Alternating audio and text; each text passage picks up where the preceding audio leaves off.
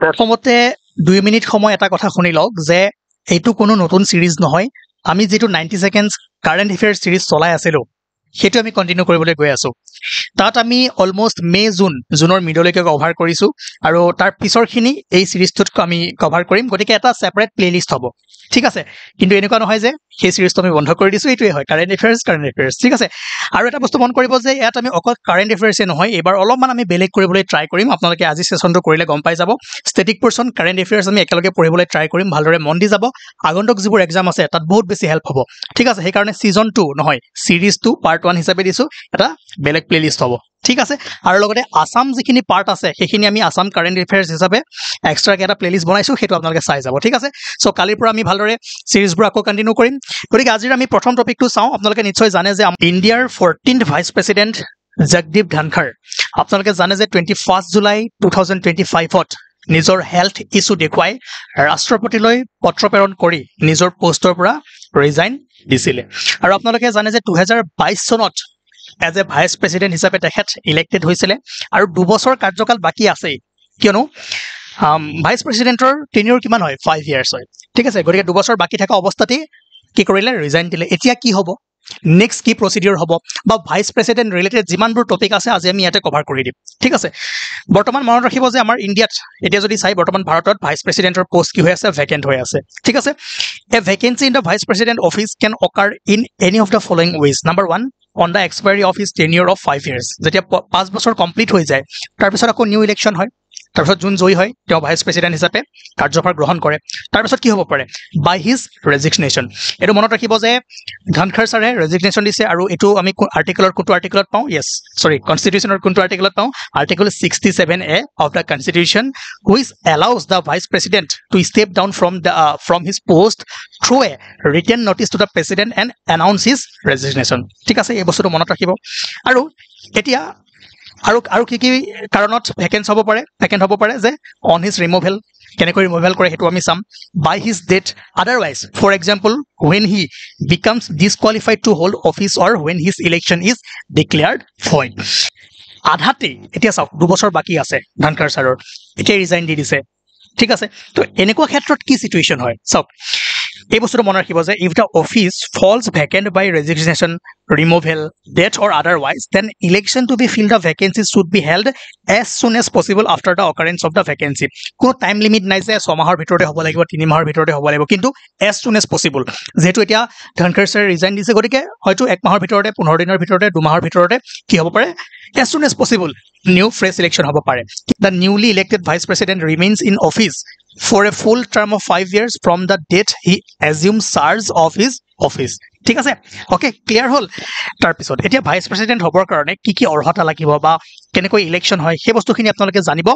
লাগিব so vice প্ৰেসিডেন্টৰ কাৰণে qualification number 1 he should be a citizen of India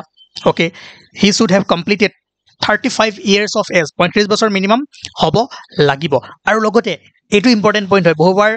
ইয়াতে question আহিছে he should be qualified for election as a member of the ৰাজ্যসভাৰ member হবৰ কাৰণে যিখিনি কোৱালিফিকেশন লাগে সেইখিনি তেওঁৰ থাকিব লাগিব ইন কেস অফ প্ৰেসিডেন্ট কি লাগিব লোকসভা এই দুটা বস্তু আপোনালোকে খেলিমেলি নকৰিব মই প্ৰেসিডেন্ট পঢ়াম পিছত ঠিক আছে তাৰ পিছত he should not hold any office of profit under the union government or any state government or any local authority or any other public authority election of vice president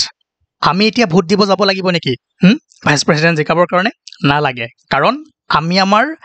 ৰিপ্ৰেজেন্টেটিভক already vote দি পঠাই থৈ দিছো তেওঁলোকে কি কৰিব vice প্ৰেসিডেন্টক elect কৰিব ঠিক আছে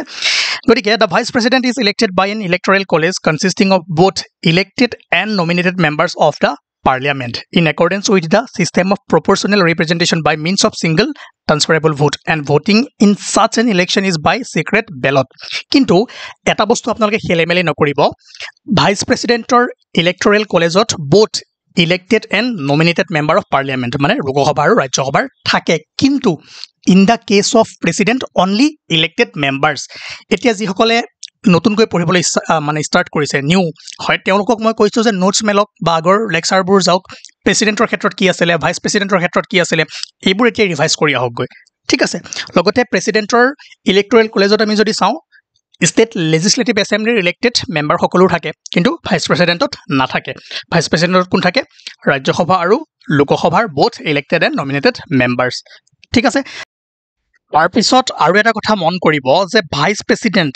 ৰাজ্যসভা লোকসভা বা ষ্টেট লেজিসলেটিভ এসেম্বলি কোনো এখন হাউসৰে মেম্বাৰ নহয় যদি যিকোনো এখন হাউসৰ এজন মেম্বাৰ ভাইস প্ৰেসিডেন্ট হিচাপে ইলেক্টেড হয় তেনেহলে তেওঁ অফিস জয়েন কৰাৰ আগত সেই হাউসৰ মেম্বাৰশিপ এৰিব লাগিব সেই বস্তুটো মনত ৰাখিব ঠিক আছে আৰু the election commission of India conducts the election to the office of the vice president ঠিক আছে ইলেকশন কমিশনে ইলেকশন কন্ডাক্ট কৰোৱায় লগতে এটা বস্তু আপোনালোকে খেলেমেলি নকৰিব যে ভাইস প্ৰেসিডেন্টৰ ইলেকশন আপোনালোকে জানে এজন ভাইস প্ৰেসিডেন্টৰ টেনিয়ৰ কিমান থাকে 5 ইয়াৰ্স ঠিক আছে যিজন আউটগোইং ভাইস প্ৰেসিডেন্ট হ'ব তেওঁৰ কাৰ্যকাল expiry হোৱাৰ within 60 days or ভিতৰত নিউ ভাইস প্ৰেসিডেন্টৰ ইলেকশন হ'ব লাগিব এইটো গাইডলাইনস আছে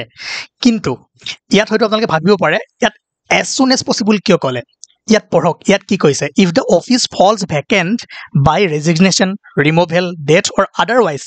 then election to fill the vacancy should be held as soon as possible after the occurrence of the vacancy এই ক্ষেত্ৰত কোনো টাইম লিমিট নাই ঠিক আছে as soon as possible মানে কি কালিও হ'ব পাৰে 10 দিনৰ ভিতৰতো হ'ব পাৰে 2 মাহৰ ভিতৰতো হ'ব পাৰে ঠিক আছে আৰু যদি এক্সপায়াৰি হয় 5 years term সেই ক্ষেত্ৰত কি হয় আউটগোইং ভাইস প্ৰেসিডেন্টন দুৱাৰ within 60 days or ভিতৰত ইলেকশন কন্ডাক্ট কৰিব লাগিব আৰু যদি কিবা ভাইস প্ৰেসিডেন্টৰ ইলেকশনত ডাউট থাকে বা ডিসপিউট থাকে এই ক্ষেত্ৰত এনকোয়াৰি কোনে কৰিব yes supreme court of India আৰু ফাইনাল ডিসিশনো সুপ্ৰিম কোৰ্ট অফ ইন্ডিয়াই দিব গতিকে ইয়াত বহুত ইম্পৰ্টেন্ট পইণ্টস কিছুমান সোমাই আছে এতিয়া আমি যেতিয়া কোৱেশ্চন কৰিম সেই ক্ষেত্ৰত আপোনালোকে এই বস্তুবোৰ গম পাব তাৰ আগতে আমি এটা বস্তু পাইছিলো যে বাই হিজ ৰিমুভেল এতিয়া ভাইস প্ৰেসিডেন্টক কেনেকৈ ৰিমুভেল কৰিব পাৰে সেইটো এবাৰ চাই লওক ৰিমুভেল যে A formal impeachment is not required for his removal. এই বস্তুটো মনত ৰাখিব he can be removed by a resolution passed by a majority of all the 10 members of Rajya Sabha and agreed to by Lok Sabha. This means that this resolution should be passed in the Rajya Sabha by effective majority and in the Lok Sabha by simple majority. যিসকলৰ effective majority, simple majority ধৰিব পৰা নাই এতিয়া অলপমান সময় wait কৰক next ক্লাছত ইয়াৰ বিষয়ে আপোনালোকে পাই যাব ঠিক আছে আৰু কেইটামান কথা মনত ৰাখিব যে এই ৰিজলিউশন অনলি অন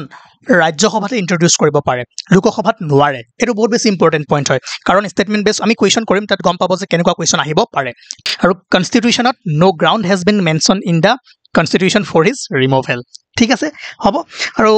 ভাইস প্ৰেসিডেন্টৰ যদি পাৱাৰ চাই তেনেহলে আপোনালোকে জানেই হি act as da ex officio chairman of the ৰাজ্যসভাৰ অধ্যক্ষ হয় তেওঁ ঠিক আছে আৰু যেতিয়া প্ৰেসিডেন্টৰ ডেথ হয় বা কিবা কাৰণত প্ৰেসিডেন্টক ৰিমুভ কৰা হয় বা প্ৰেসিডেন্টৰ ৰেজিগনেশন দিয়ে তেনেহলে 6 মান্থৰ কাৰণে ভাইস প্ৰেসিডেন্টে কি হয় এজ এ প্ৰেসিডেন্ট হিচাপে এক্ট কৰে কিন্তু within 6 month new president elect কৰাব লাগিব ঠিক আছে সেই কাৰণে he can act as president only for a maximum period of 6 months within which new president has to be elected to ইয়াৰ পৰা এটোৱে ক্লিয়াৰ হল যদি প্ৰেসিডেন্টৰ ডেথ হয় বা ৰিজাইন দিয়ে বা প্ৰেসিডেন্টক ৰিমুভ কৰা হয় তেনেহলে অটোমেটিক্যালি ভাইস প্ৰেসিডেন্ট হৈ না যায় 6 মান্থৰ কাৰণে এজ এ এক্টিং প্ৰেসিডেন্ট হিচাপে থাকিব পাৰে আৰু উইদিন 6 মান্থ নতুন প্ৰেসিডেন্টৰ ইলেকশন হয় ঠিক আছে আৰু লগতে ভাইস প্ৰেসিডেন্ট ৰিলেটেড যিবোৰ আৰ্টিকেল আছে আবাৰ আপোনালোকে চকু ফ্ৰাই থৈ দিব যেহেতু নিউজত আছে আপকামিং এক্সাম সমূহত ইয়াৰ পৰা কোৱেশ্চন অহাৰ চান্সেছ আছে আৰু the vice president occupies the second highest office in the country লগতে the oath of the office to the vice president is administered by the president or some person appointed on that behalf by him okay এতিয়া এটা question আপোনালোকে সকলোৱে কৰক একেবাৰে সহজ question যদি এই ডিসকাশনখিনি বুজিছে কোৱেশ্চনটো লগতে কৰি যাওক এতিয়া আমি কাৰেন্ট এফেয়াৰ্স static আৰু expected question লগতে PYQ একেলগে যেহেতু যেতিয়া কৰি যাম নেক্সট এক্সামত আপোনালোকে মন কৰিব যে ইয়াৰ পৰা যদি কিবা কোৱেশ্চন আহে 100% কৰিব পাৰিব সেই কাৰণে মই কৈছো এটো আপডেটেড ভাৰ্জন হয় কাৰেন্ট এফেয়াৰ্স সিৰিজৰ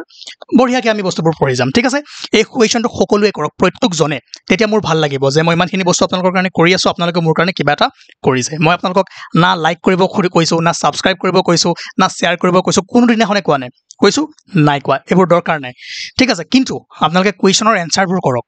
ঠিক আছে তাৰপিছত APSC এনেকুৱা question খুদিছে which of the following statements are correct about the vice president of India upcoming exam to এনেকুৱা কোৱেশ্চন খুদিব পাৰে আৰু এই কোৱেশ্চনটো আপোনালোকে নিজে কৰিব পাৰিব he or she acts as the ex officio chairman of the Rajya Sabha correct হয় ঠিক আছে he or she is indirectly elected by an electoral college এটো আপোনালোকে কক হয় নে নহয় তাৰ পাছত a candidate can run for vice presidential election only if he or she is qualified to be elected as the Lok Sabha member এইটো ভুল হৈ আছে কিহৰ কাৰণে হ'ব লাগে ৰাজ্যসভা গতিকে 3 নম্বৰটো ভুল আছে য'ত য'ত 3 আছে আপোনালোকে এলিমিনেট কৰক ডি এলিমিনেট হৈ গ'ল বি এলিমিনেট হৈ গ'ল বাছিল এ আৰু C there is no formal impeachment for vice president of India এটো কাৰেক্ট হয় গতিকে আপোনালোকৰ কাম 1 and 2 only হ'ব নে 1 2 and 4 only হ'ব ঠিক আছে লগতে সৰু সৰু কোৱেশ্চন আহিব পাৰে এটো একেবাৰে সহজ কোৱেশ্চন হয় লগতে which of the following articles deals with the election of the vice president article 66 মই যিবোৰ আৰ্টিকেল দিছিলো এবাৰ আপোনালোকে চাই থৈ দিয়ক 66 election of the vice president Justice Burma process for removal of Justice Burma set ruling Justice Burma বিষয়ে আপোনালোকে নিউজত নিশ্চয় পাইছে মাৰ্চ মাহত তেওঁৰ ঘৰত বহুত কেছ পোৱা গৈছিল হয়নে গতিকে এই সেগতে আমি কেনেকৈ সুপ্ৰিম কোৰ্ট আৰু হাই কোৰ্টৰ জাজেছক ৰিমুভ কৰা হয় প্ৰসেছখিনি ভালদৰে বুজিম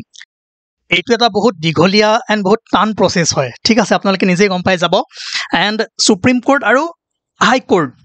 জাজেছৰ ৰিমুভেল প্ৰসেছ সেম হয় প্ৰথম আমি চাব লাগিব গ্ৰাউণ্ড ফৰ removal ঠিক আছে removal is permitted only on ground of proven misbehavior or incapacity okay এতিয়া এটা বস্তু মন কৰিব যে a judge can be removed from his office by an order of the president আৰু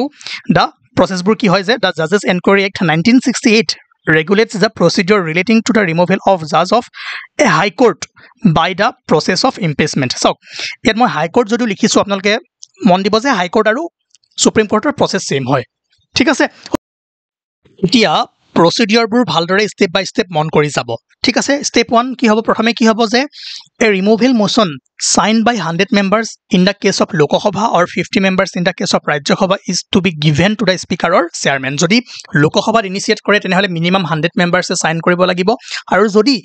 Rajya Sabha initiate হয় তেনেহলে minimum 50 members motion sign কৰিব লাগিব আৰু submit কাক কৰিব স্পিকাৰ বা চেয়াৰমেনক ঠিক আছে